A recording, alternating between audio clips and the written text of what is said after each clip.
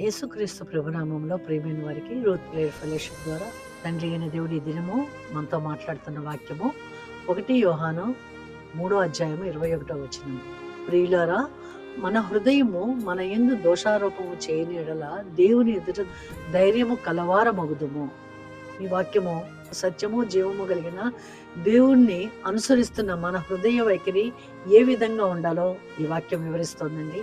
సత్యము జీవము కలిగిన దేవుని ఎదుట, పరిశుద్ధుడైన దేవుని ఎదుట, నేను పరిశుద్ధుడును కనుక మీరును పరిశుద్ధులు కండి అని పిలిచి ఆయన రక్తంతో మనల్ని కడిగి ముద్రించుకున్న ఆ యేసు ప్రభు ఎదుట మనం ప్రార్థనకి మోకరిల్లినట్లయితే మన హృదయము మనకి నువ్వు ఈ దినం ఈ మాట మాట్లాడావు, ఈ దినం ఈ విధంగా చేశావని దోషారోపణ చేయకపోయినట్లయితే మనము దేవుని యందు ఆయన ఎదుట ధైర్యంగా ప్రార్థన చేయగలము అని అంటున్నారు. కనుక మన హృదయాలు మనం పరిశీలించుకుంటూ ఈ దినము మన జీవితంలో ఎటువంటి లోకరీతైన ఆలోచన చేయకుండా మనల్ని దేవుణ్ణి నడిపించమని అడుగుదామండి.